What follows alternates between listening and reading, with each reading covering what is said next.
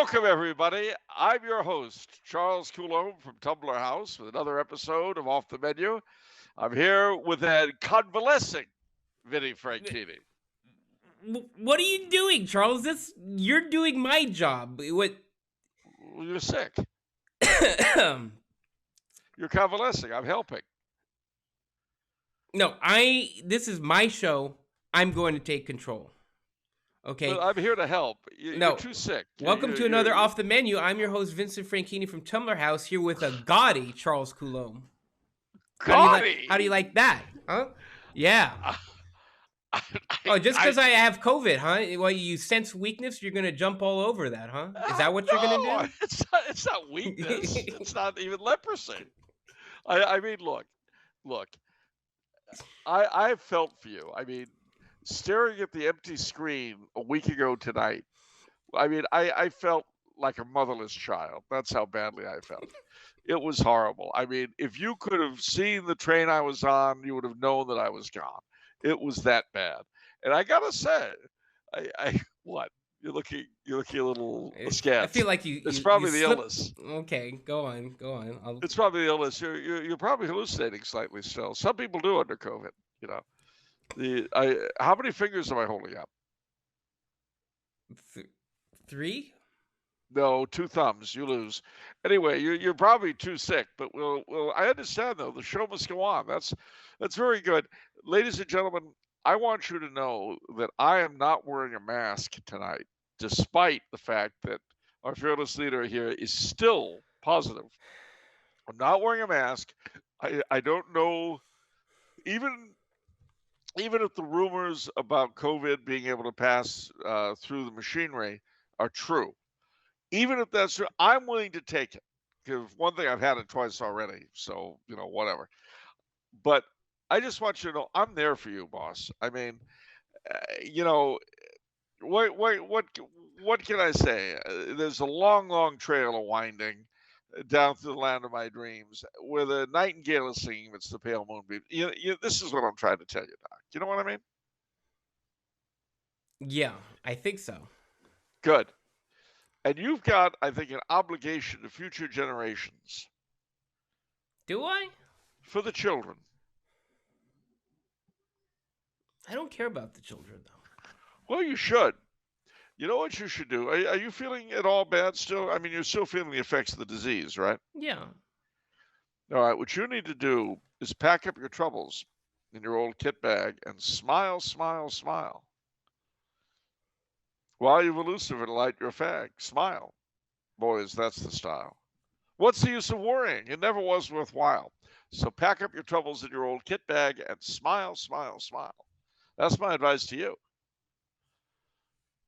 I feel like this is some form of subtle verbal abuse where you're just going to bombard me and barrage me with lyrics. Lyrics?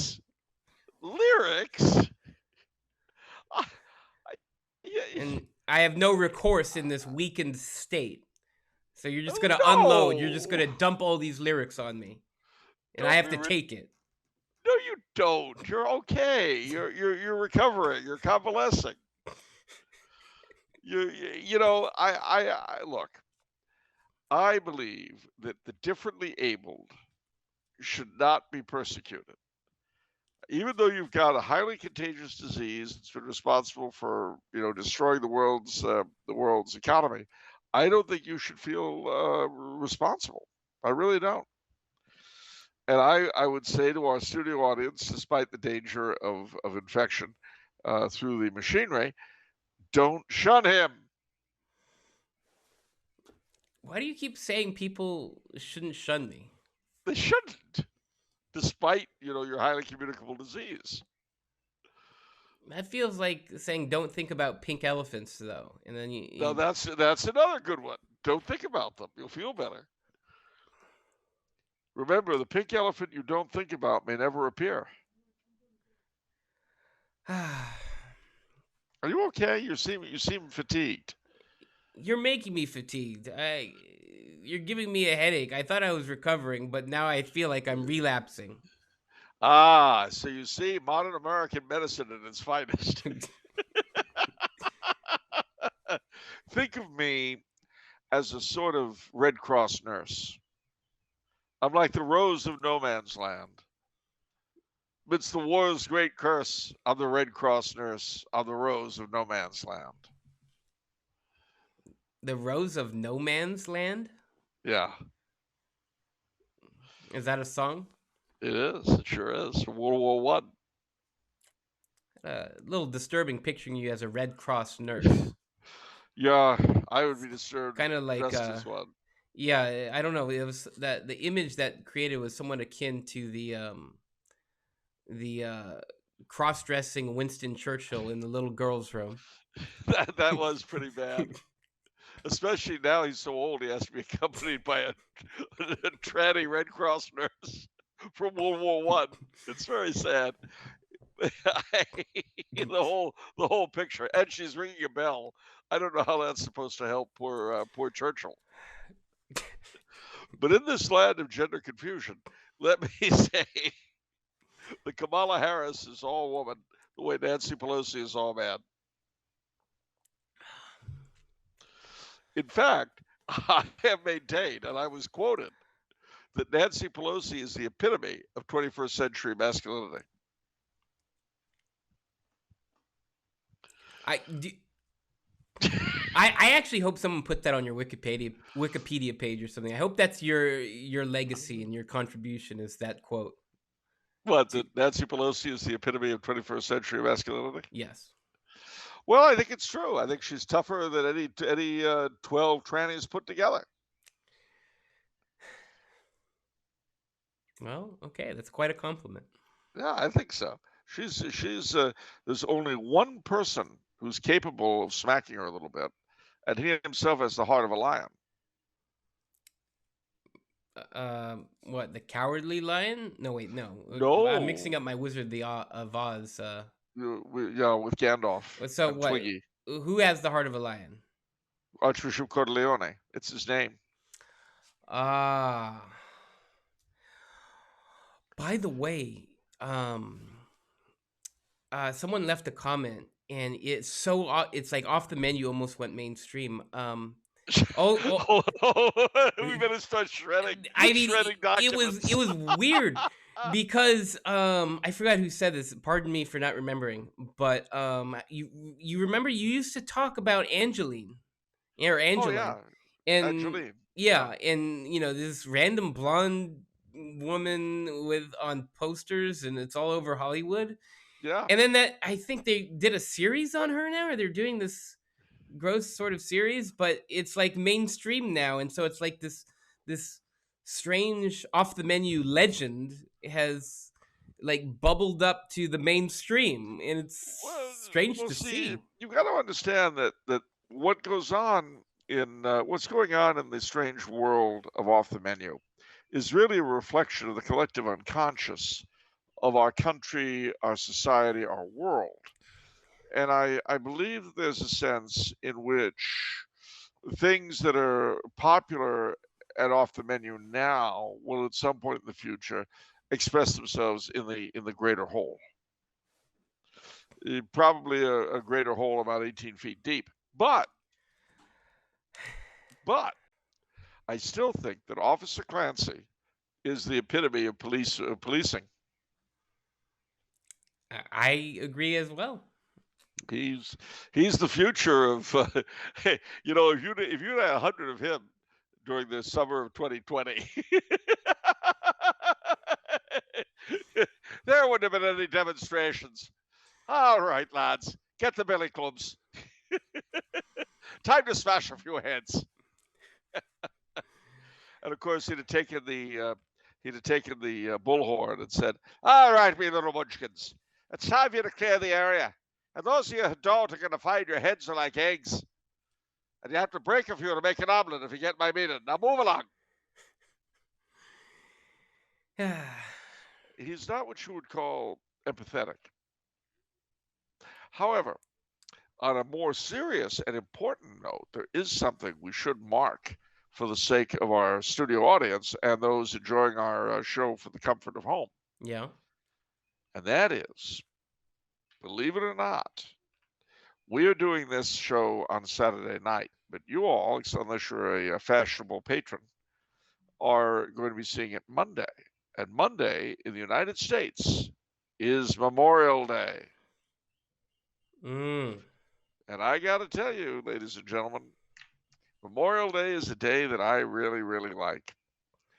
I mean, out of all of the secular holidays of our American festival year, Memorial Day is probably the most solemn.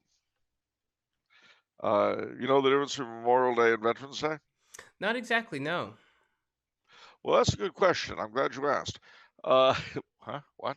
Anyhow, no. Apart from the fact that one's in November and the other's in May, and they have very different histories. Memorial Day originating as Decoration Day and commemorating the recently deceased in the Second Civil War, and Veterans Day originally being Armistice Day and commemorating the end of World War One. Over time, Veterans Day has come to commemorate all veterans who have served in the armed forces, regardless of whether or not they saw combat or whatever. But Memorial Day is specifically intended to honor those who died in the service of their country. And I think that's a very laudable thing. So the red poppy is appropriate to wear? Yeah. Yeah. Now, mind you, people wear the red poppy on both days, and they only wear it in November in the Commonwealth. But in the States, it was always worn on both days back when we wore it. Hmm. And if you go to your local, and remember, you'll be seeing this on Monday, so it's probably a little late, except for you patrons. But if you go to your local American Legion, AMVETS, or VFW, they will very likely have poppies for you. And you can commemorate the loss. And there are a lot of Memorial Day observances, VA cemeteries, all sorts of fraternal organizations, from the Knights of Columbus to the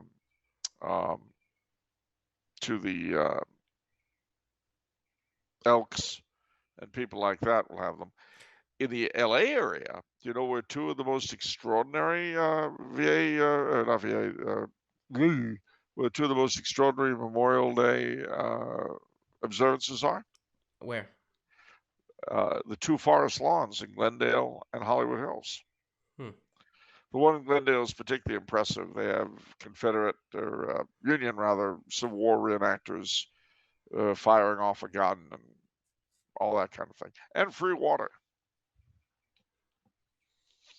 Feels like everything can be traced back to Forest Lawn and the founder in some way. I don't know.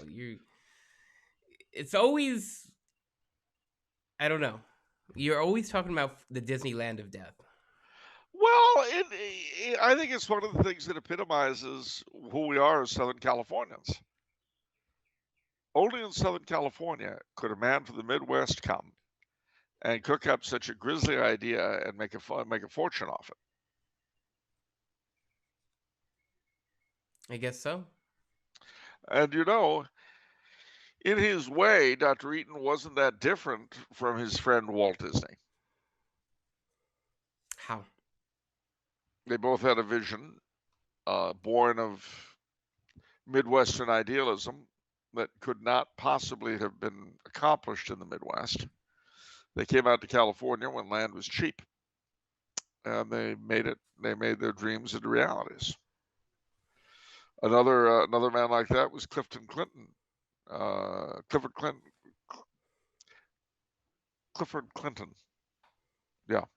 Clifford Clinton, the founder of Clifton's Cafeterias, who did the same thing with cafeterias, the Disneyland of cafeterias. The Knotts turned a berry farm into an amusement park, and it was one of the big inspirations for Disneyland. Interesting. Yeah, so you know, it's a little bit like Mount Rushmore. How's that? Okay. Well, I mean, on one level, you look at Mount Rushmore and you're like, why would you do that to a perfectly decent set of mountains? That's grotesque. But it's South But, Dakota, and they got nothing. but South I Dakota sure fans hope. are gonna like ream me now. They're Yeah, they're you're really you're gonna get on gonna, it. and that's not true anyway. They have the Corn Palace. They have the National Tractor Museum. Oh, They got a lot going I on. totally forgot about the National Tractor Museum. Okay. Thank you. And they've got the Black Hills. Oh yeah, of course the Black Hills. Yes, and they've got the Little Bighorn. Well, okay. They got a lot of stuff in South Dakota. Anyhow, I sure hope it's not the state of the state of the week, or we really jumped the gun there. But at any rate, no, it's there was a peculiarity in the Southern California mindset that drew so many Midwesterners who made their dreams realities out there. One of the saddest things about California now is that it's no longer like that. It's very difficult to realize your dreams in California. Unless, of course, you're a parasite sucking off the public wheel in Sacramento, in which case your dream is to be a filthy leech, and you've already achieved it, so what's not to like? Wow. What? Oh, like there's something wrong with being a filthy leech. Yeah, filthy has a negative connotation. Only amongst people who aren't accepting of others. I guess that's true. Okay. Yeah, You see? got me there. Yeah, I got you there, smart guy. You're the sort of fellow who walks through a homeless encampment under a freeway overlap and goes, "Oh, this is horrible." Yeah, you got me nailed to the wall on that one, Charles. Yeah, I'll bet I do, Mr. Smart Guy. Did it ever occur to you that this is grassroots self-expression? At times. I know I've said personally that we are, reinventing community. See, this is my point. And homeless encampments are proof that we will not be dominated by the man. It's actually true. I'm actually watching it on the news, like in I don't know, it's by Woodland Hills or something, where there's actual homeless encampments in the hills, and it's getting all this nasty traffic, and like the community is complaining, and I don't know what the police are doing, but I guess it's like, okay, I guess these people can live in the hills now. Like, why isn't law enforcement doing something? You'd have to ask Officer Clancy that one. Oh, that's for sure. He know what to do, all right. And but you know what's so ironic is it's I mean, what really shows, Father Ripperger, I remember in one of his talks, he said the demon of LA is the demon of unreality, and I completely believe that. Because Wow, with I hadn't heard that. yeah, because with these elections, you know what's coming up on all the commercials where everybody's saying, "Oh, this person's supporting radicals and he's the Donald Trump of Los Angeles," blah blah blah. They're all talking about the being threatened by the pro life thing, and You mean Caruso? yeah, Caruso. They're calling him. Oh, he's given money to pro life radicals who want to overturn Roe v. Wade, and I Now, mean, now, mind you, this is the same man who built the Grove, who built the Westfield Mall in Arcadia, yeah, who's brought tons and tons of money yeah. into the LA bloodstream. See, all these morons and wormholes that are their heroes are precisely the leeches that have been sucking off the public trough for so long. And they do nothing, and they bring nothing to the city except blight. Though, your mention of the hills, when you say that, it does give me a terrible worry. And you know what that is? What? Summer is coming. What is it? Turning the heat up? Fire. Oh, yeah. They kind of mentioned that too. Yeah. I'll bet they did. And I'll tell you what, can you imagine how many of those poor people are going to get crispy crittered if, somebody smokes a cigarette, off it goes, and poof? Yeah. But see, we don't think about that. Oh, no, because we're so wonderful. Yeah, you're wonderful, all right, morons. No, I mean, well, the demon of unreality. Because we're I still talking with all this craziness and homelessness and it being absolutely everywhere. We're talking about what the real threat, pro-life movement. That's the real oh yeah, threat. yeah, that's going to bring LA to its knees. You know, if it would, I'd say LA needs to be brought to its knees. If that's what's going to bring LA to its knees, if that's going to do it, then you know what? On your knees, moron. Clancy, show him the Billy Club. Show him how it works. Ah, right, Char, boyo. On your knees, worm. Bam. He hurt me. Yes, I know he did. He's not a nice person. What you mean I'm not a nice person? Of course I'm nice. Wasn't I always slipping your money to be a lookout when you were a boy? Thank you, officer. Well, I'm not going to have you say lies, even to a lying scumbag like this one. All right, thank you, officer. Sometimes community policing can get a little difficult. But I will say, though, that, it's a little bit like with the fellow here I was talking with. I was talking about the stolen Habsburg properties as Nazi loot. Yeah. And it's not that simple. If the properties were given back, it would call the entire legitimacy of the Constitution into question. And my response was, you know what? If returning Nazi loot to its rightful owners would do that to your Constitution, that's what it needs.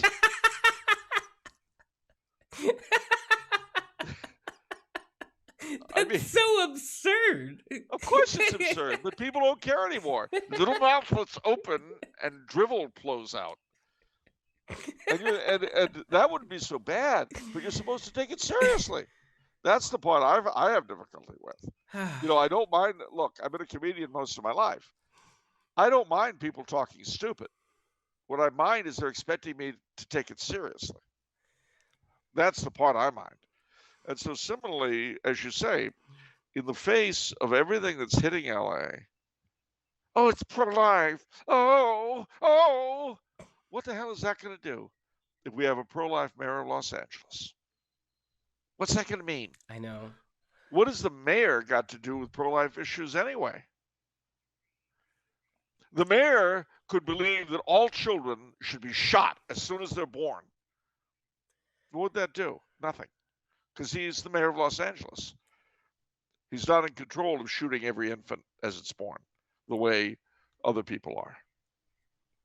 So, anyhow, when we see half the homeless in Woodland Hills crispy crittered, they can thank the scumbag leadership of the city of Los Angeles. I can you imagine how horrific that would be?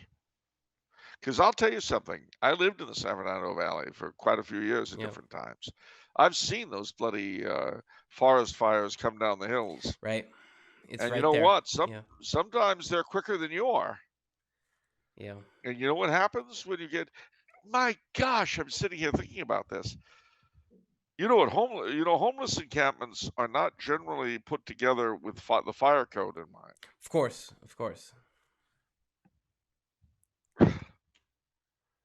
Well, yeah, it's what you gonna do when they come for you, bad boy? All right. On a happier note, though, as I say, it is Memorial Day.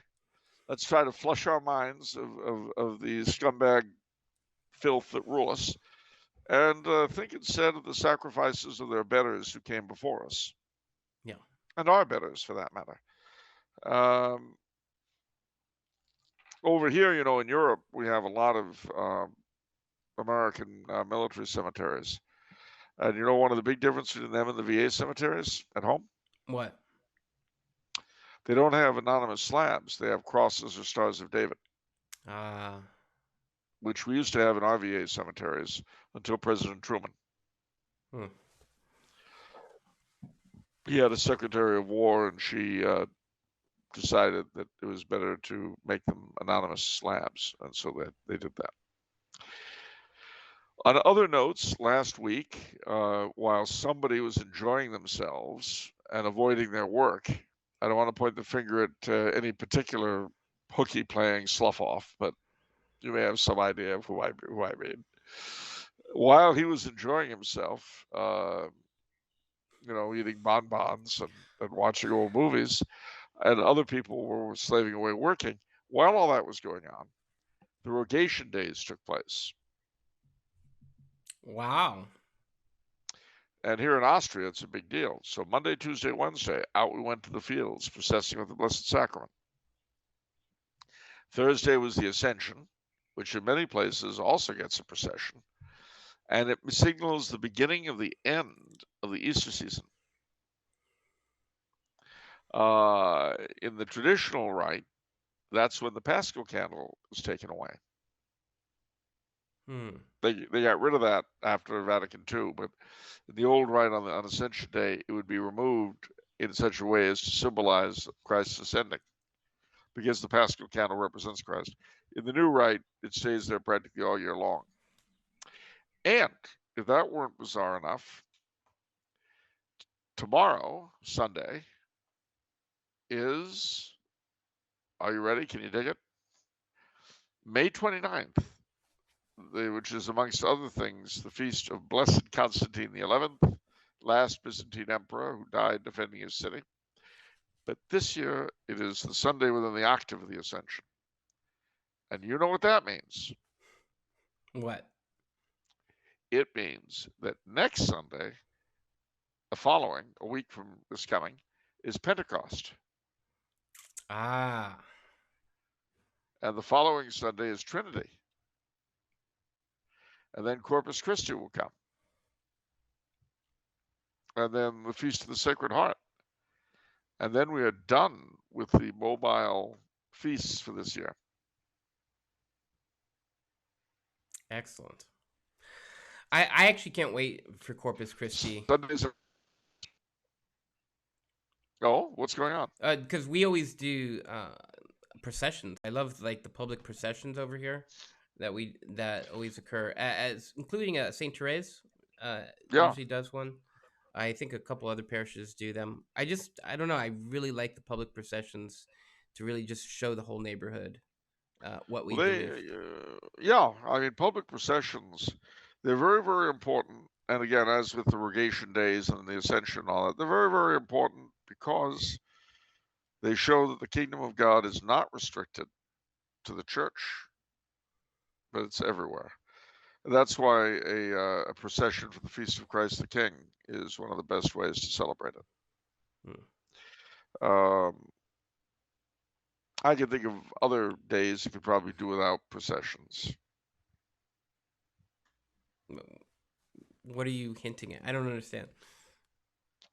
Well, I don't think the church should sponsor a Halloween procession. That would be weird. Okay. Yeah. An April Fool's procession would definitely not be good. Well, I don't think we have to worry about that, do we, Charles? I wouldn't, but I don't mind other people worrying. Fools on parade? Well, we call that Election Day. And that's coming in June, by the way. That's true. So I have been recently asked by Desmond Segueta, Jim Hanink, and somebody else, who are fellow members of mine in the American Solidarity Party, to endorse them. So I'm endorsing them. Nice. You bet. Are they on the ticket for California? What's yeah? What? Okay. Yeah. In fact, if you'll give me just a second. By the way, ladies and gentlemen, if you decide to vote Constitution Party, American Independent, or Republican, that doesn't mean I hate your guts by any stretch. But the Solidarity Party is what it is, and it attempts to have a party platform in keeping with the social teachings of the church. Okay, so my old friend, Dr. Jim Hanink, is running for governor June 7th. If you go to ca.solidarity-party.org, Jim is a really great fellow. I've known him for many, many years. So vote for him on June the 7th.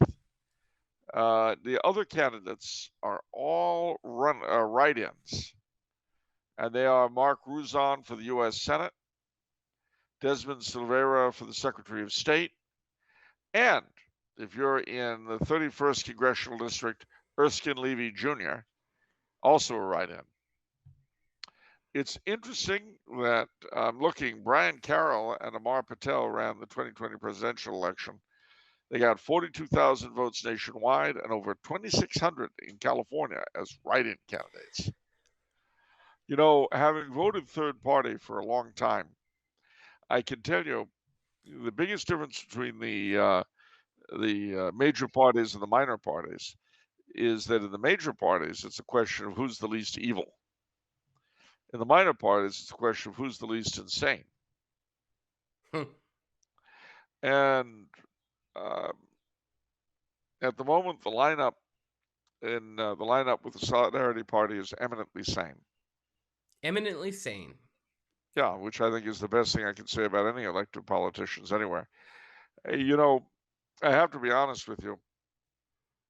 People often say to me, "You're just throwing away your vote when you vote third party."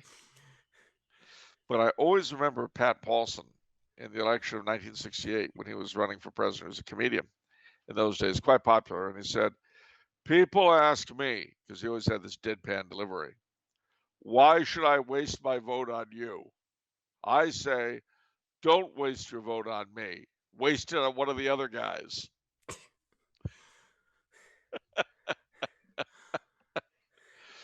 So when you consider that a protest vote, and again, I've often heard this, oh, you're wasting your vote, it's not this, it's not that. You know, if you have enough protest votes, sometimes the major parties realize things occasionally, now and then. You know, it'd be a brilliant political ad, because you said your vote, Jim Hannock, and your blurb for him is eminently sane, and then just Yeah, you know, doesn't drool at the mouth. I would Not vote like for those other guys. anyone that has an ad like that, logical and reasonable, or just like kind of very moderate, very reasonable, selling yourself, in a sense, not this over the top. Oh, he's going to end the homeless crisis, blah blah blah blah blah blah, defend women's rights. You know, well, or you could do it. You could do it in a much more aggressive way. You know, vote for Charles Coulombe. He doesn't drool at the mouth, and he's not brain dead like all the others. How come Just basic insults? How come you've never put yourself as a candidate on the Solidarity Party? Well, for one thing, for most of the time that I've been a member, I've been overseas. Let's say your situation changed and you were pretty firmly planted in California. Would you go on the ticket? Would you want to? Does that interest you? No, but a lot would depend on the situation. There was a time where you're contemplating other political ambitions.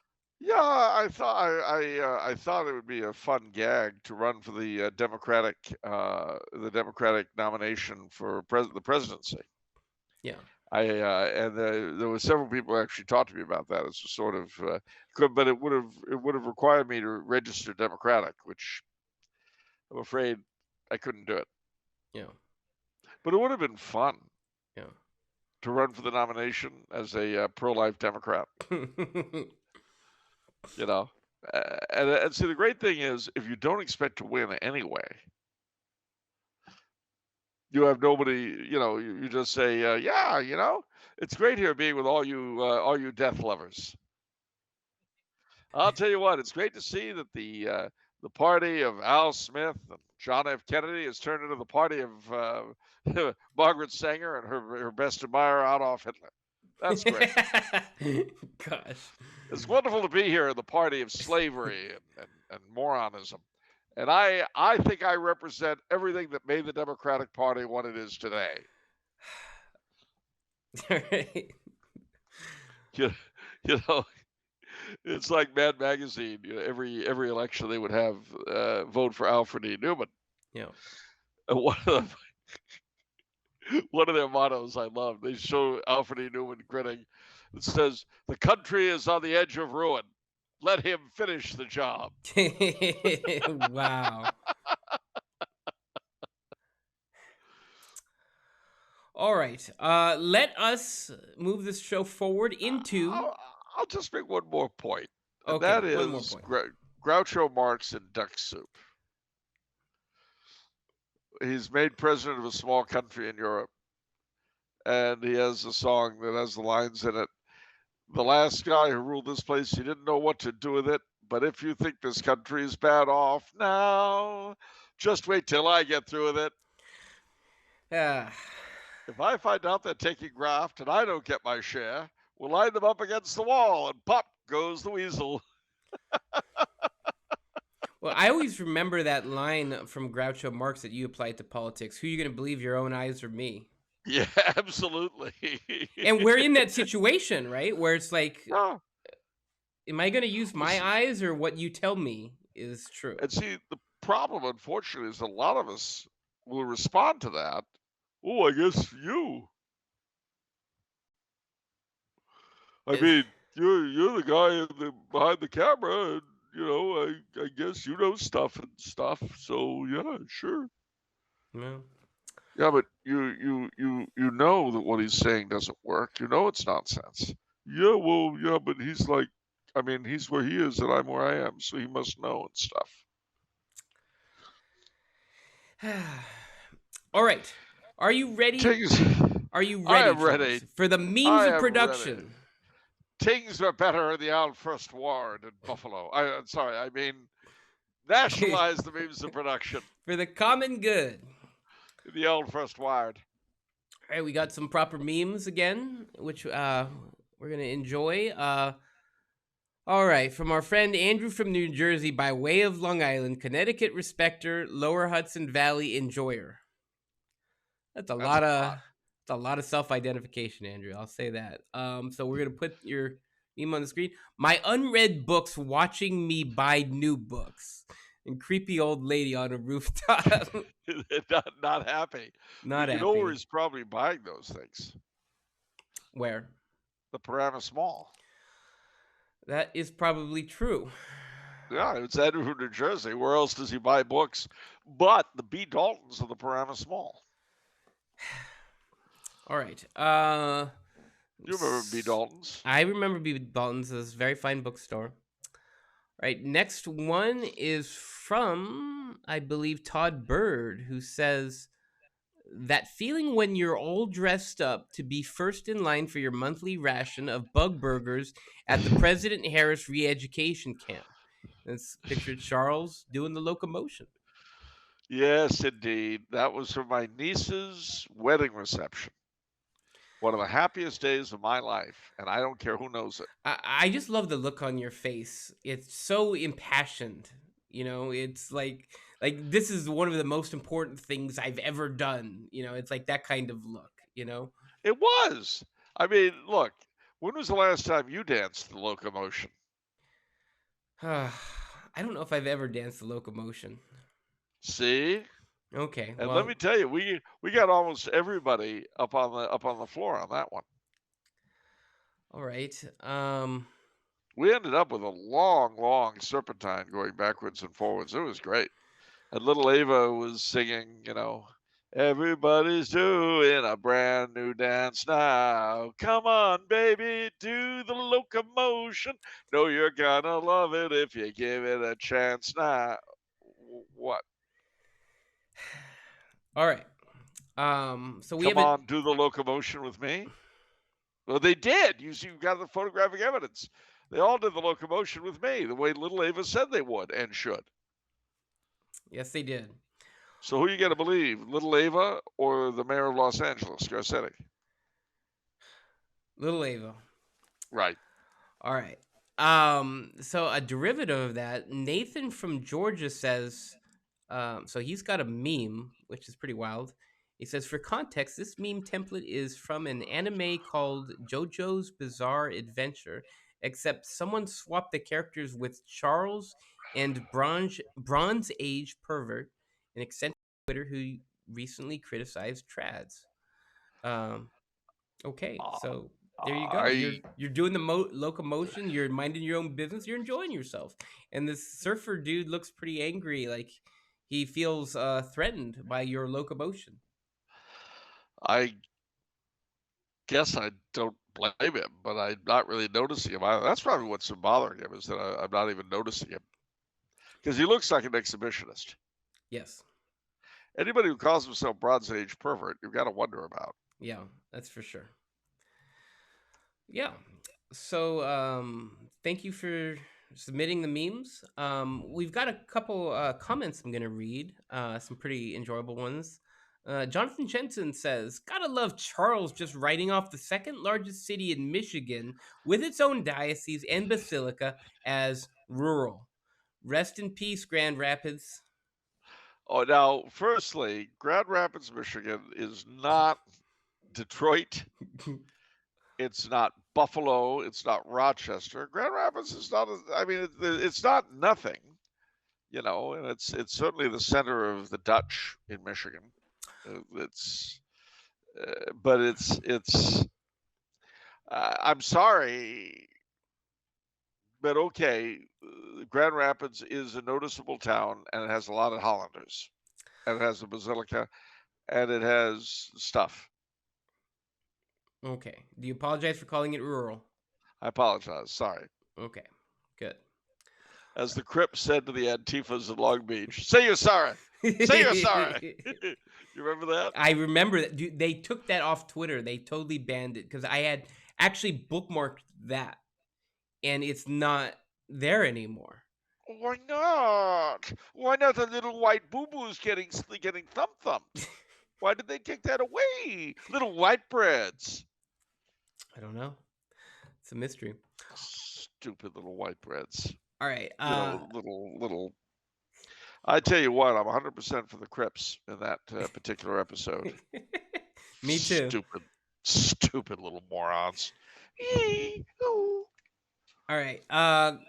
Edmund also has taken umbrage with your State of the Week of Michigan. He says one key miss in the Michigan discussion is the massive influence of the Dutch in the west of the state. The very successful businesses and cities there, and tremendous vacation communities there, largely populated by wealthy Chicagoans in the summer. This is why so many of Hemingway's early short stories took place on Lake Charlevoix in northern Michigan. Yes, okay. And there's the great resort town of Petoskey. Half of Key West seems to move there during the summer, or half of Petoskey moves to Key West in the winter, whichever you prefer. The Dutch, as I've said, they have them. Holland, Michigan is there. And not only that, but that was the beginning of a schism within the Reformed Church in America.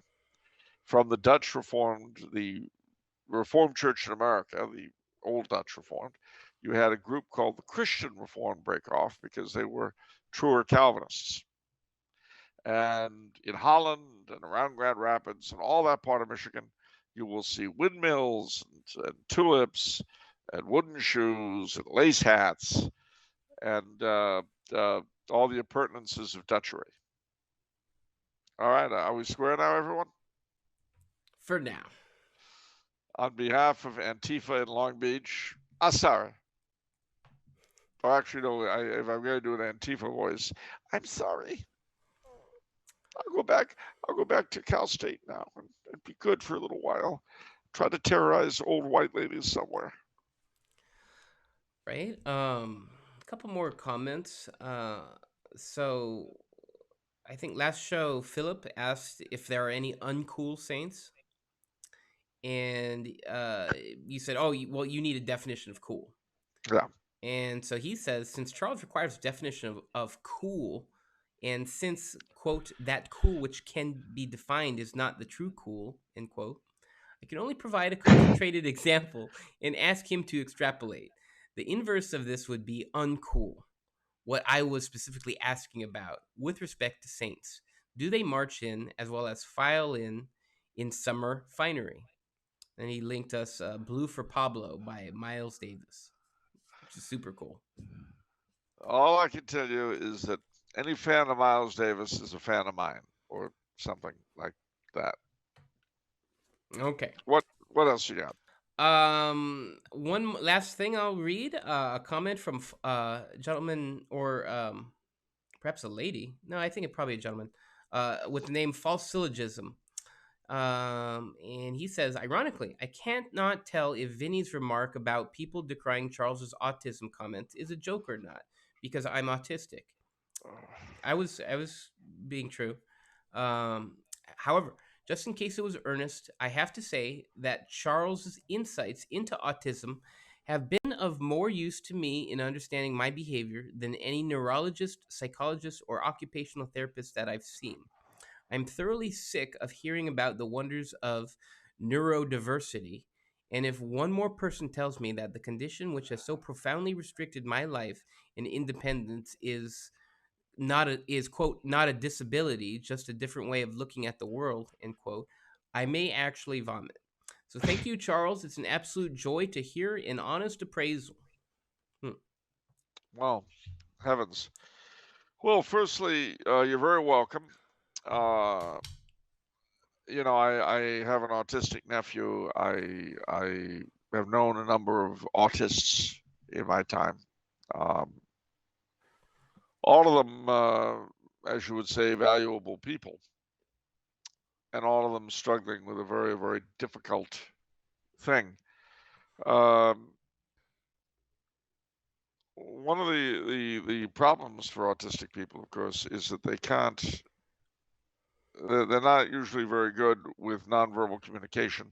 They take things at face value. We've said this before. The other thing is that it's very difficult for them to think beyond themselves. They tend to have the notion that the rest of the world is somehow sane, and that everybody else is together in a sense, that in a way that they're not. Um, and so they will take things to heart that people without autism will not. So, for instance, I mean, a good example. Normally speaking, I come into the Tumblr House office one day, I see you there, and I say, "Hey, Vinny," and you say, "Oh, how you doing?" But one day I come in and you go, "Horrible! Why are you asking me?" And then you walk off. Well, not being autistic, I would think, "Sheesh, wonder what got into him. He must be having a bad day." But an autistic person would very likely say, "Oh my God, he hates me. What have I done?" Well, you haven't done anything. It's nothing to do with you. But it is very difficult for them often enough to understand that everybody else is living in their own weird world as well, dealing with things that have nothing to do with them. Um, it's a very difficult thing. I almost choked when he made the comment about neurodiversity. God Almighty, you know, mutatis mutandis. It's a little bit like with George Carlin's annoyance on post-traumatic stress syndrome. I don't know if you ever heard that. No. Well,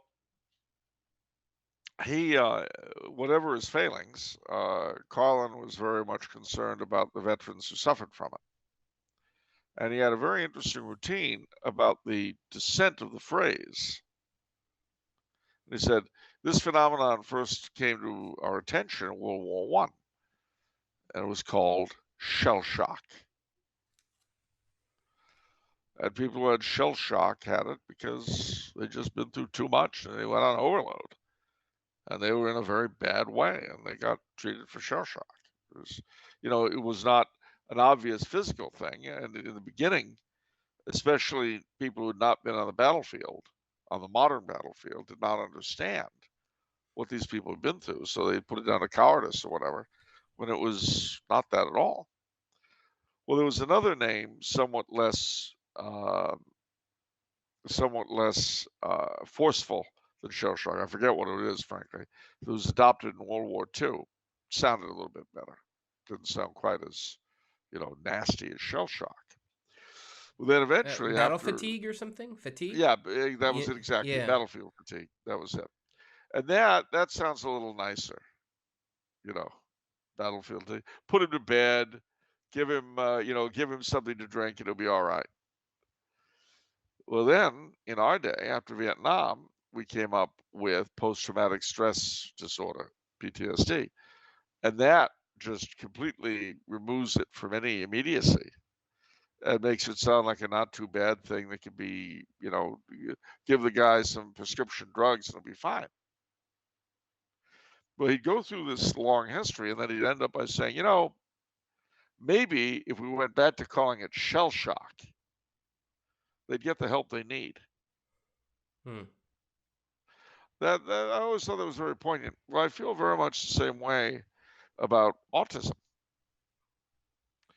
It doesn't sound nice, and it's not nice. It's not nice at all. And people who are laboring under it have a very heavy, heavy, heavy cross to bear. It's difficult for them to have normal relationships with people. And for that reason, it's difficult for them to hold jobs. It's difficult for them to do all sorts of things that you and I take utterly for granted. And I have to agree with this gentleman in that coming up with a fancy name and pretending that it's okay is just the worst possible thing. But we're doing that with everything. This is what we're doing with gender disorders. We do it with everything these days. He's not a mass murderer. He's simply, differently something or other. Well, no, he's a mass murderer. And you either put him away or you put him out or you put him down. But he's a mass murderer. This lady isn't differently abled; she's disabled, and she needs some assistance. Yeah. We have this fetish about making everything somehow the same. Everything's good. Well, no, everything's not good. I was actually talking with a specialist, someone who I work with, and her husband. Actually, no, her husband's the specialist, but apparently one of the problems too is everybody is being lumped together in a single diagnosis of autism when really it's a misdiagnosis and it's something else too. There's a whole lot of stuff going on right now, and there are things that we don't really understand.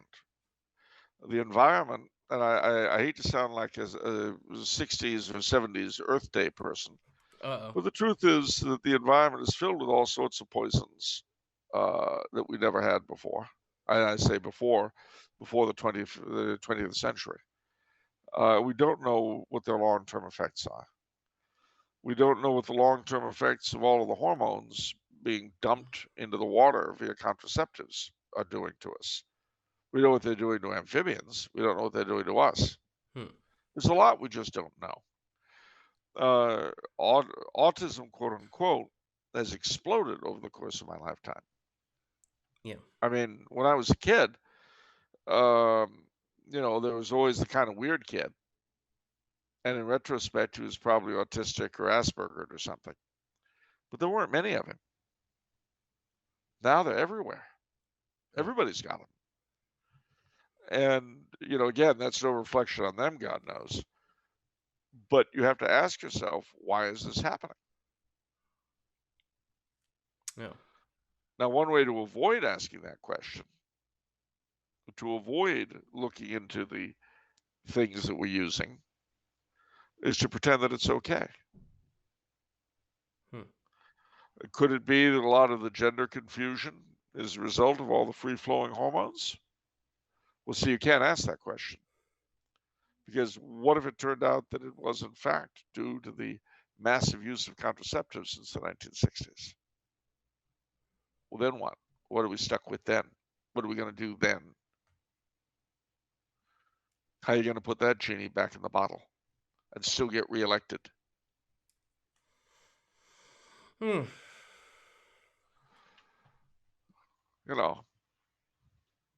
What you going to do when they come for you, bad boys? These questions are definitely off the menu. Well, that's why we're here to ask these questions. Um, and what political creature, what worm seeking its way to slop itself at the public trough could even dare to allow itself to think of these sorts of issues? It couldn't. It would have to, I mean, my gosh, what would it have to do with itself to think like a human being again? That would be hard. All right, let's move along as we approach the hour mark. Ooh, move along, move along. Nothing to see here. So Just we a lot of weird amphibia changing gender. Now move along. There's nothing to see here. Oh. No, oh, look at that frog over there. You'll stop that. You'll cut that out right now. You know, I can't take these amphibia just changing right in the middle of the street, changing gender.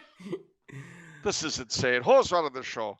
I talked to the mayor if he wasn't kind of a weird one himself. All right, time It's for tough being Officer Clancy. You know, when you encompass 150 years of Hibernian police tradition, and you're faced with a world gone mad. Indeed. It's a wonder he just doesn't use his billy club right, left, and center, just to blow off some steam. All right, state of the week time. Oh, what is it? So your blood has been up this whole episode, Charles. It's good. It's good. I hope you use it for this state, which is confusion. New Jersey. We're going to do New Jersey. We're finally going to do it. You had to go there. Yeah. All right. Well, firstly, let me be the first to say that New Jersey gets a bad rap. It's not all Snooki and the Union Carbide plant. No? Not by a long shot. Now, the first thing you should know about New Jersey is that years ago, in the first years of our country's independence, it was compared to a barrel bunged at both ends. The reason for that is that there are two big cities outside its borders that nevertheless dominate portions of it as hinterland. Those two cities are, of course, the city of my birth, New York, and the city of brotherly love, Philadelphia. One of the amusements is that both cities would make fun of Jersey because, thanks to various reasons, partly their fault, the immediate adjoining areas of Jersey, like Hoboken on the one hand and Camden on the other, were dumps. And they would make fun of New Jersey being dumps because that was all of Jersey they could see. But there's more to New Jersey, as I say. So we'll start from the New York side, simply because that's where I come from. And when I go into Jersey, that's where I go from. Hoboken and Weehawken and places like that, Fort Lee, which has become heavily Oriental, by the way, and has really good Asian restaurants, they have become somewhat gentrified, a lot of them. So they're not the living hells that they were once upon a time. Jersey City and Newark still have some pretty dumpy zones. But Jersey City, home of the late lamented Mayor Frank Hague, law west of the Hudson, he Jersey City still and Newark still have some beautiful buildings in them. The Union Station in Newark is lovely. Old churches. Sacred Heart of Christ the King in Jersey City, which is now closed, was designed by Ralph Adams Cram, one of his very few Catholic churches. Go beyond there, and you go into lovely countryside. Morris Plains, and Morristown. See, all that area was the cockpit of the Revolution. So you see a lot of Revolutionary War battlefields, and Washington slept here, houses, and so on. So Morristown, Morris Plains has that. Perth Amboy is a town I like very much. It was one of the two colonial capitals of New Jersey. Now, why were there two colonial capitals, you ask? Well, the answer is that New Jersey was initially settled by the Dutch, the part near New York. The part near Philadelphia was originally settled by the Swedes, who in turn were conquered by the Dutch. So New Jersey New Sweden was the far south part. The whole thing became part of New Netherland. That was conquered by the British in 1616, I think, 61, 62. Anyhow, it was conquered. And King Charles II gave New Netherland to his brother, the Duke of York, the Admiral of the Navy. He, in turn, gave Jersey to two friends of his who divided Jersey into two, East Jersey and West Jersey. East Jersey being centered at Perth Amboy and West Jersey, rather, in Burlington, which is relatively close to Philly. Both of these gentlemen, I forget the names, Carteret was one of them. I forget the other one, the Earl of Jersey. Anyhow, that's where the name New Jersey came from the island in the Channel Isles. They, in turn, divided up their property amongst various settlers, who were called the proprietors of East Jersey and the proprietors of West Jersey. Between them, they formed two separate corporations, which lasted until the 20th century, although they had lost their colonial governmental roles long before. The other thing they did was establish a legislature, and although the two Jerseys merged before the Revolution, they kept the two capitals. So Perth Amboy in the northeast and Burlington in the southwest. At the time of the Revolution, the royal governor was a man named William Franklin, who was the son of Benjamin Franklin. And despite his father's blandishments, he refused to join the rebels, and he ended up being arrested and then going into exile. But if you go to Perth Amboy, you can see his house, the proprietary house, which is a lovely place and one of my favorites. St. Peter's Episcopal Church was in fact goes back to colonial days, as does the City Hall. Oh, before I forget, while we're on the topic of churches, say the Basilica of the Sacred Heart in Newark is incredibly gorgeous, and it's also the place where Cardinal Tobin said "Nighty night, baby," to his sister. Yeah, to his sister. Yeah. Well, that's what he said. Yeah. There's also the Italian church there. What is it called? I can't think of it. But there's an Italian church in Newark, which is still very Italian. A wonderful, wonderful church. Can't think of the name. Anyway, so that's northeast Jersey. But let's say you wanted to go further south. You want to go down the Jersey Shore. You want to go to Atlantic City and walk on the boardwalk and gamble and go see Barnegat Light. Well, you can do that. And maybe you'll see Snooki and The Situation and all those guys. Keep going further south, you come to Cape May, which is a real Victorian resort area.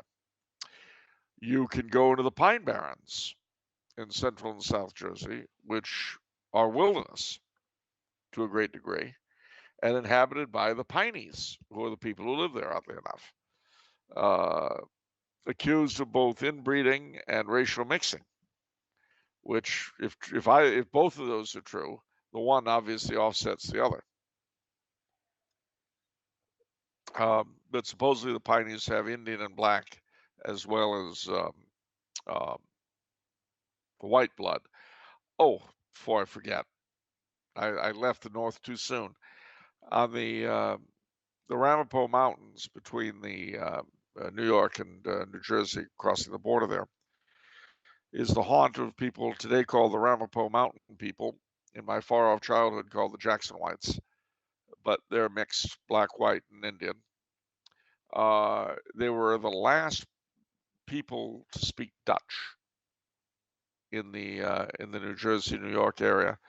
The language became extinct there amongst them in about 1905, but they're still very much a recognizable group. Woof, we're almost done. I didn't mention the Paramus Mall because we always talk about it, but it's up there in northeast Jersey as well. Anyway, continuing our march south toward Philly. Bordentown used to have the fabulous Bordentown Military Academy. It doesn't anymore. Burlington, the other colonial capital, no longer has Green Bank, which was the house of William Franklin, but it does have Old St. Mary's Episcopal Church where he used to worship. You come to Princeton, which is the site of the University of Princeton, and a Revolutionary War battlefield. If you go to Princeton University, see the chapel and see the graduate school, which was built by Ralph Adams Cram, designed by him, and has a beautiful set of Arthurian glass and stuff in it. It is the state capital of Trenton, which was also a famous Revolutionary War battlefield. It kind of died. You could also see the state legislature and the governor in the Capitol building and the governor's mansion. Now, the other thing to bear in mind before I forget about Jersey is that unlike the other states of the United States, where the counties have county supervisors or county boards, county this, county that, in New Jersey, alone of all the 50 states, their county government are called the Board of Chosen Freeholders, which is a name that comes to us from colonial days. However, the nickname is the Board of Frozen Cheeseholders. That's a Jersey joke. We're also leaving out descriptions of Jersey food because we dealt with that before, including the whole claim that Callahan's hot dogs are made of horse meat. We know that isn't true. Let me see. Anything else I can tell you about Jersey? You talk about Atlantic City? I touched on it, the boardwalk and the casinos. Trying to think of some of my favorite Jersey restaurants. There's diners I know and old colonial restaurants. There's one, can't think of the name of it. There's an old hotel in Jersey, but I can't think of the name, but it was the inspiration for the song There's a Small Hotel with a Wishing Well and so on.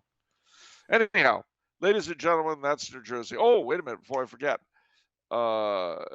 In Berlin, New Jersey, and Pequannock, New Jersey, you've got two Tridentine Mass centers under the respective dioceses.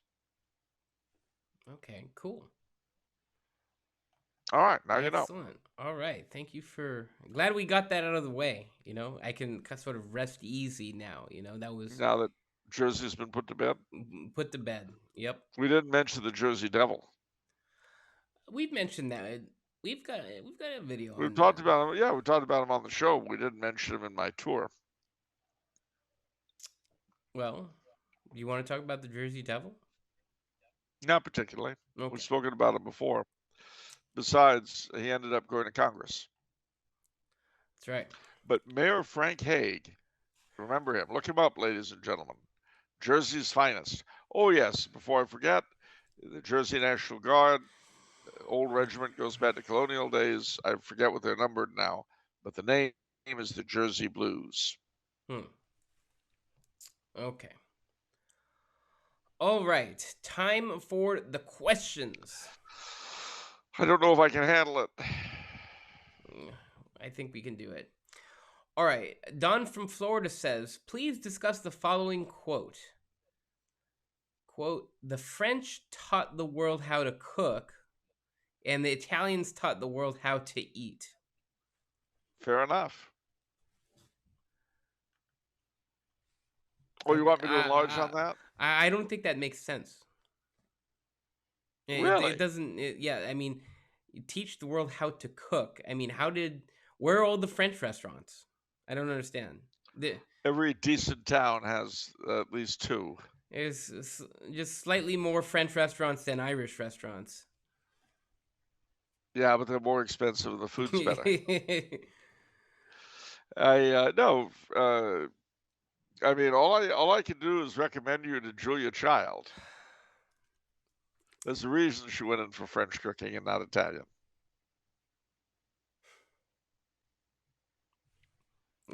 What a misguided soul. That's all I can say about that. Also, I have to say that, to be fair, high French cuisine, haute cuisine, actually has its roots in the Italian chefs that Catherine de' Medici brought to Paris. But see, they were the last gasp of the Italian Renaissance. And that kind of cuisine died in Italy and was brought to a fine art form in France. That's actually true, no joking. It's just the way it was because the French court required a lot more in the way of fine dining than the increasingly impoverished Italian princely courts did. And after the French Revolution, a lot of the chefs of the both of the royal palaces and the nobility, they no longer had their noble patrons. So what they ended up doing was opening up restaurants. And that was how haute cuisine emerged from the palaces and chateaus of the monarchy and the nobility and into, shall we say, more common hands. Because before that time, before the French Revolution, the standard of public dining in France was no better or worse than the rest of Europe. The palaces and nobility, they were renowned for having better chefs than anywhere else in Europe. But that was it. So, oddly enough, under the inspiration of fine French cuisine, an Italian haute cuisine began to be developed again in Italy in the 20th century. But you know, one of the things that Italian cuisine is prized for is being down to earth and you know, close to the soil and stuff like that, which it is, and it's not a bad thing. But it is a very different kind of emphasis from French haute cuisine. How did pasta get started? Chinese. Marco Polo brought it back from the Far East. And if you wonder what the Italians ate before they had pasta, it's the same with the Irish before the potato. God knows. Well, probably a lot of fish. A lot of fish, a lot of meat, a lot of bread.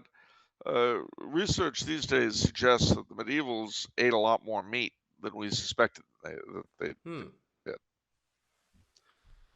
Okay. Not true. We're always hearing about recent research overturning everything we've always thought about this or that. So I don't know if it's true, but this I've heard. All right.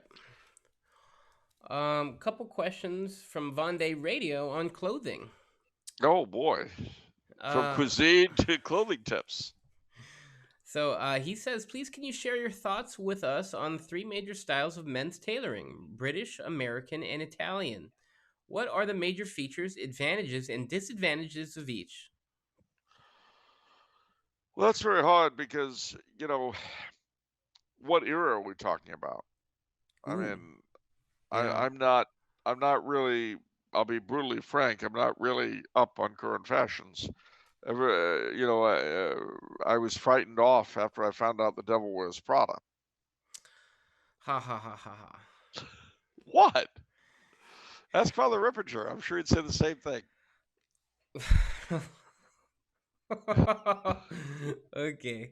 Very good, Charles. Anyway, as I was saying, but if I were to try to you know, pull some sanity out of it all, traditionally, at least in my far off youth and before my father's time, the great strength of English tailoring and English clothes were things like tweeds and so on, and formal wear. That was where they really excelled. The Americans went in for pinstripes and you know, double-breasted suits and things like that. And then the Italians, they were very radical in their suit styles. You know, like wasp waist jackets for men and so on. Americans tended to be bigger and bulkier people, so our suits were bigger and bulkier. They tended not to be tight, whereas the Italian suits tended to be tight. And the British were sort of midway. They all have their appeal. If you're a young man and you're in good shape and you want to look your best, then you wanted an Italian suit. If you wanted to look really prosperous As a businessman, you wanted an American suit.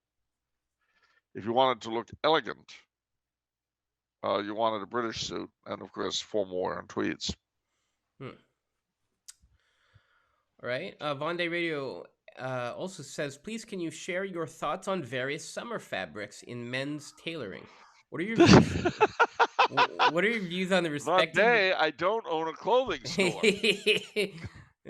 All right, go ahead. What are your views on the respective merits of linen, fresco wool, seersucker, dupioni silk, and cotton? Do you have any thoughts on fabric mixes such as wool, silk, and linen? Would you recommend particular shoes in summer? Loafers, spectators, or boat shoes, perhaps? Charles? All right, fine. As far as summer suits, seersucker first, linen second. The others I wouldn't do. The cotton is not durable. The silk, the same, only more so. Shoes, boat shoes or loafers. All right. No spectators. No. All right. And since we're doing it, I'll take a boater over a Panama hat. All right. All right. Very good. Ross says, gentlemen, looking at this week's news regards to the U.S. Supreme Court and Roe versus Wade, will Tumber House be selling branded umbrellas or raincoats soon to protect its staff and loyal followers from the tidal wave of liberal tears which is approaching? And on a serious, drier note, to what lengths will the Damnocrats now go to overturn the Supreme Court decision? What are your general thoughts on this latest, albeit encouraging chapter in the Roe versus Wade story? Well, as I said last time, if it does happen, and that's a big if until it happens, but if it does, we are going to be in for the ride of a lifetime. I mean, abortion has become so much a part of our country. Murdering infants has become more American than apple pie, more American than the founding fathers. It's who we are as a people, killing babies. I mean, a huge chunk of the population, possibly a majority, have been indoctrinated for years with the idea that murdering an infant is a woman's right. Now, how's that going to work out? I don't know. I know there'll be some few states where pro-lifers are dominant, and they will in all likelihood take advantage of the Supreme Court pulling its snout out. But I mean, as you know, in the state of California, where there's nothing but money to throw away, the leeches in Sacramento have promised that they'll turn the state into an abortion sanctuary. And any chick who wants to murder her infant will be flown out at state expense to get the deed done, get the deed done, and then go home. I really, as I've said before, I've really got to consider whether I'm going to be able to return to the state if it does that. I mean, not that they'd miss me. Yeah. You know, I always get a kick out of celebrities saying, if so-and-so's elected, I'm moving to Canada. You know, good riddance. Nobody cares anyway. And I'm sure that'd be the case if I felt myself unable to come back to California. Who would care? But it's not about making a statement, you know, oh, this man is so terrible, I'd go to Canada. No. It's that I really object to my state income tax money being used so that people from the other 49 states can come and murder their children. I'm sorry, I have a problem with that. And if the scumbag, filthy leeches in Sacramento, who are incapable of doing their own real jobs, do this, how could I return to that? Yeah. I mean, the alternative would be to get into some sort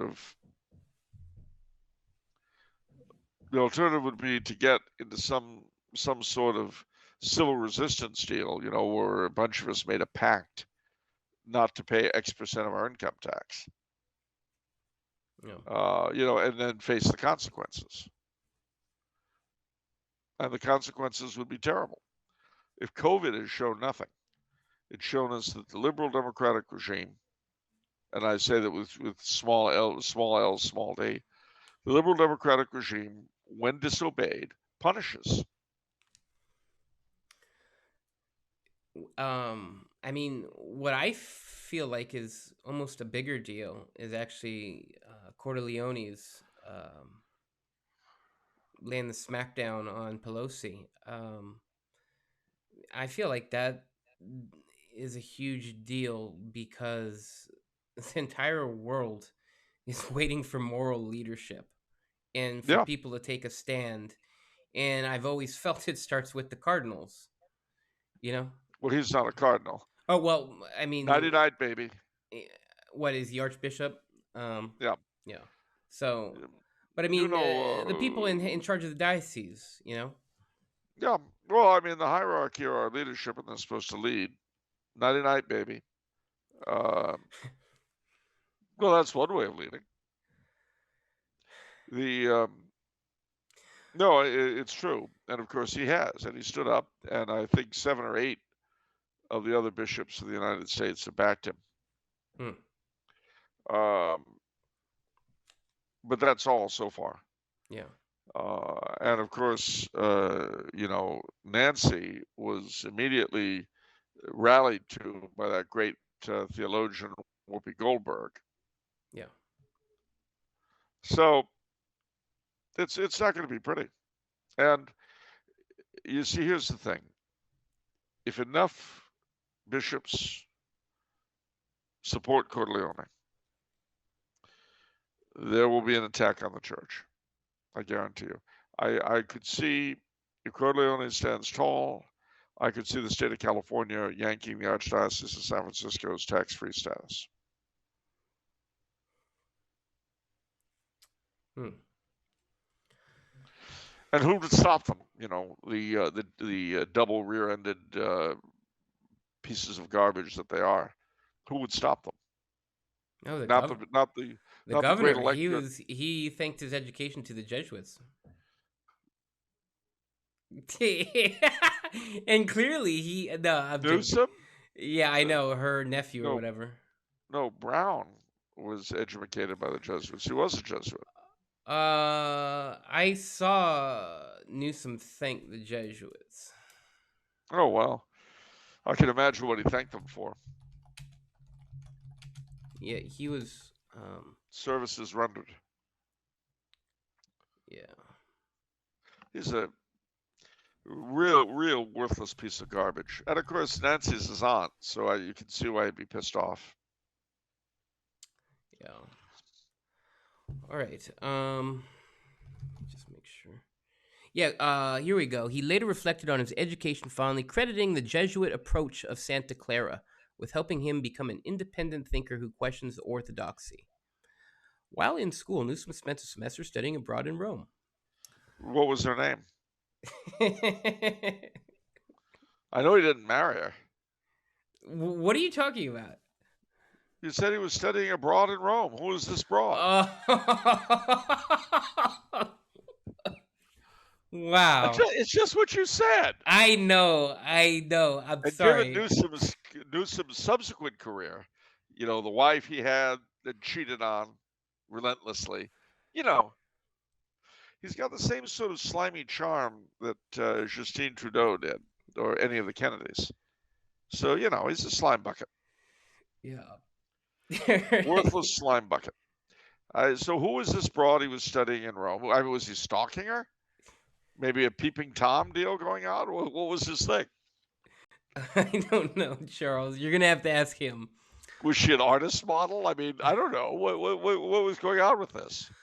All right. Where is she now? I want answers, and I want them now. Who is this broad?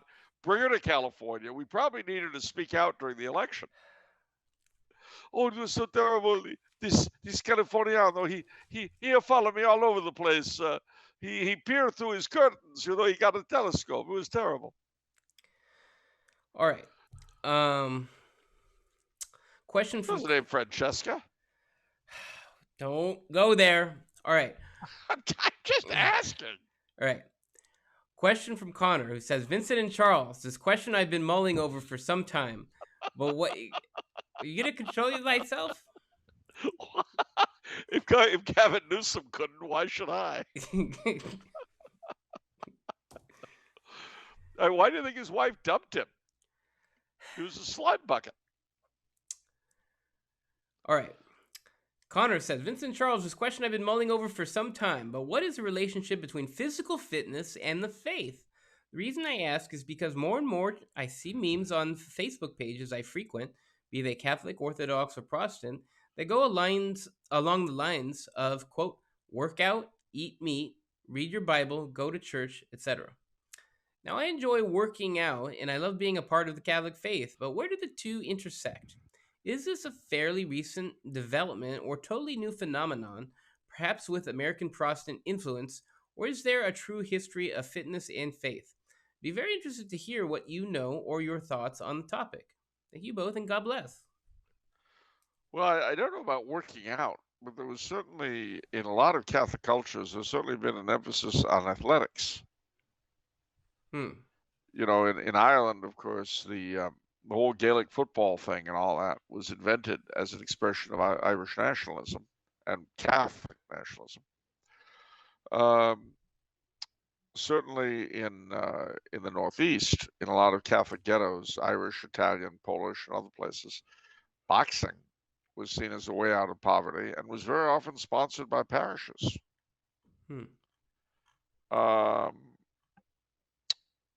This current thing, though, I don't know. I mean, certainly there is the danger for a lot of us, especially in the computer age, where we're all trapped behind these things and turning to flap, to neglect the physical realities. Yeah. And it could very well be that that's a part of it all. But as a specific answer to your question, I don't really have one. I mean, athletics have always been a part of life.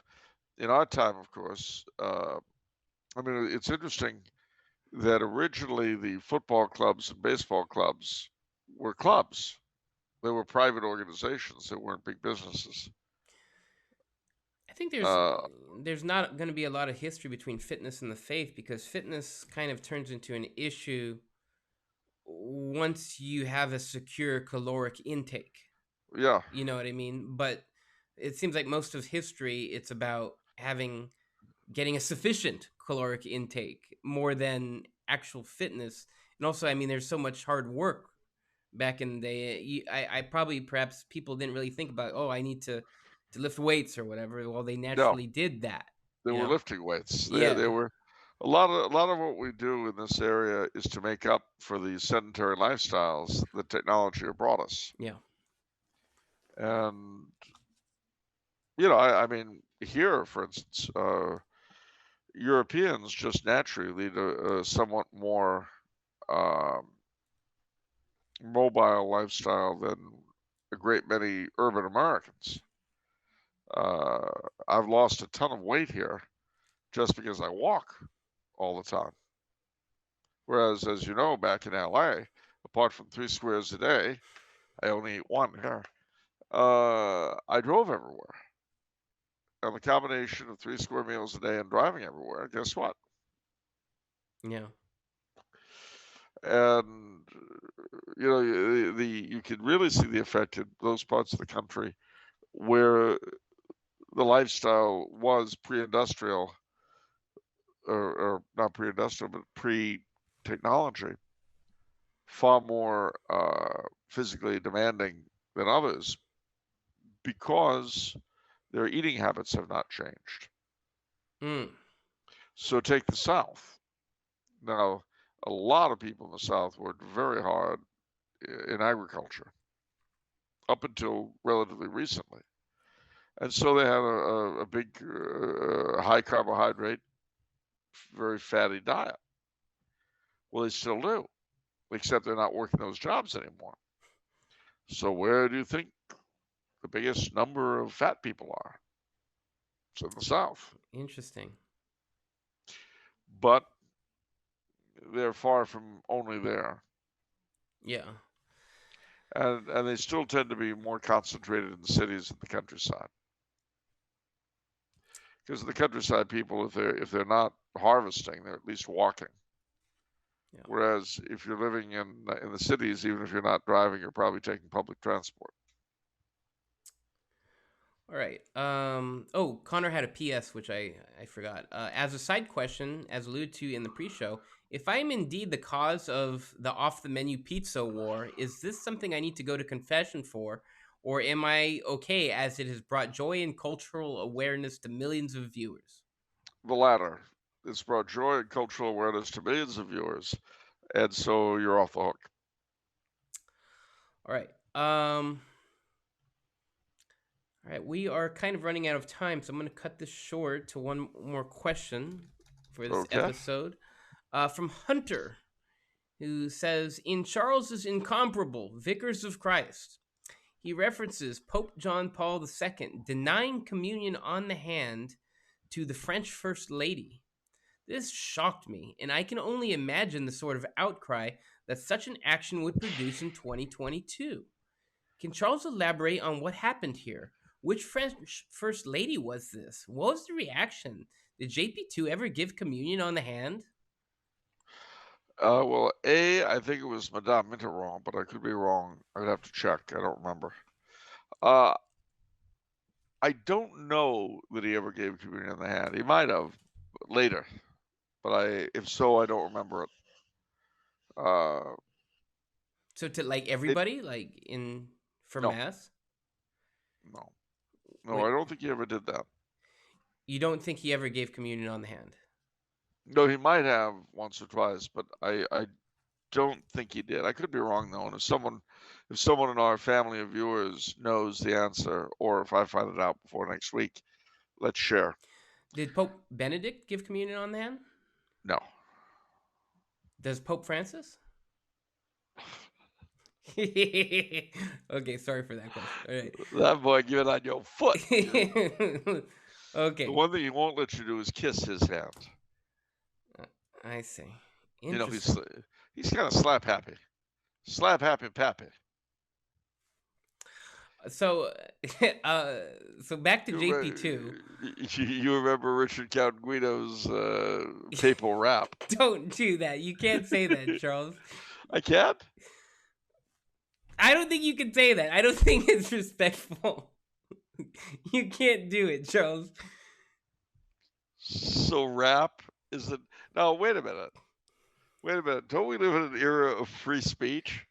Okay, say whatever you're gonna say, and I'm just gonna I'm wash not my going to hands. say it. No, I'm not going to say it. I think it would be in poor taste. Why do you want me to say it? I'm not going to say it. Okay. Why do you want me to do that?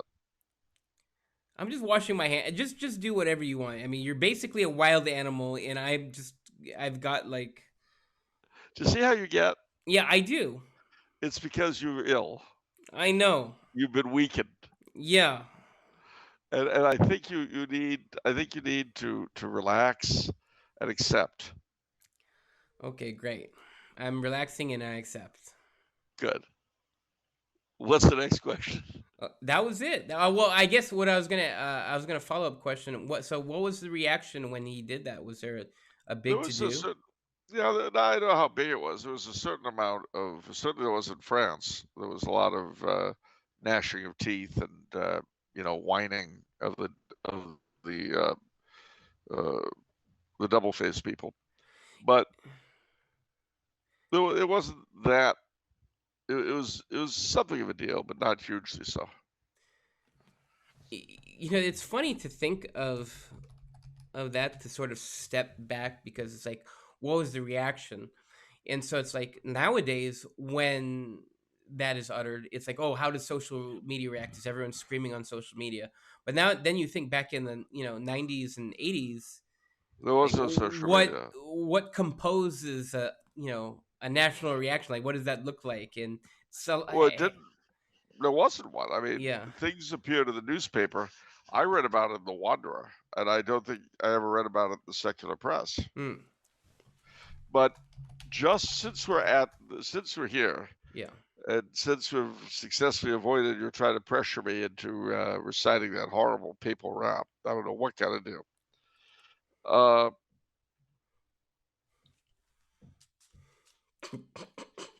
What? What are you doing? I am looking something up. From John Paul II, communion had French first.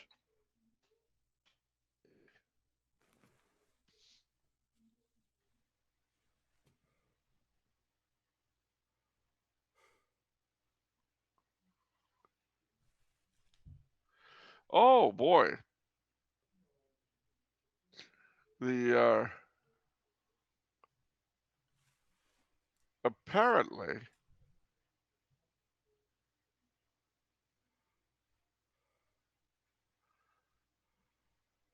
apparently Francis does not give out communion on the hand. Oh, so you are not charitable. Yeah, I'll give it to the March of Dimes. Although I think that may not have been the case. That was 2013. So it may not be the case now. I don't know. However,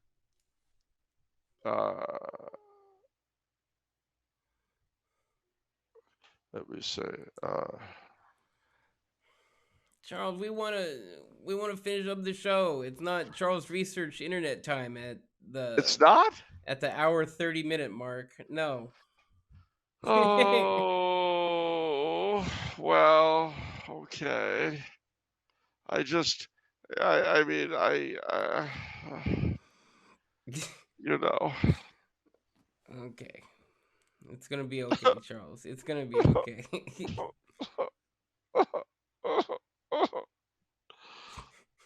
I'm sorry. This is very hard. I've been sick all week with COVID, and I've been trapped in my house. Are you sure you're not me? Because that's me. Who introduced the show? You're not sure. Are you feeling all right?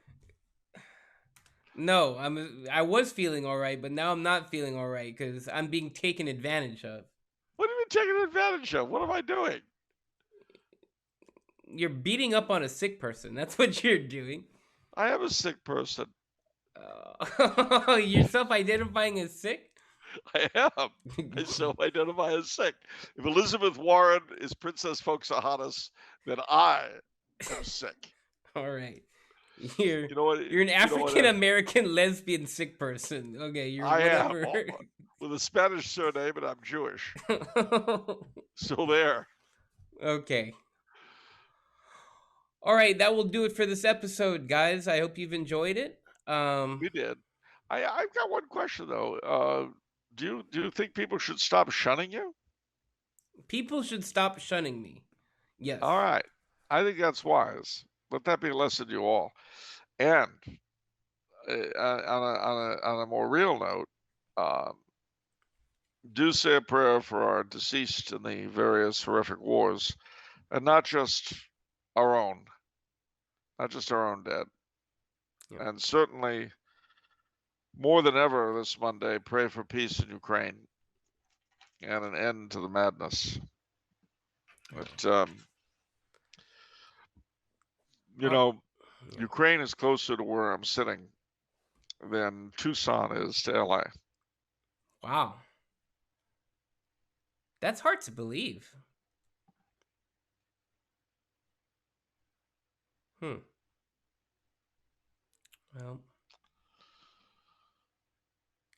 mind you, the fighting in Ukraine is twice the distance. Yeah.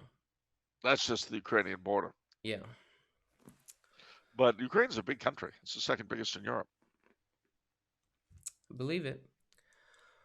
All right, that will do it for this episode. Remember, if it's Monday, it's off the menu. Off the menu. What And about so you say, maybe your own.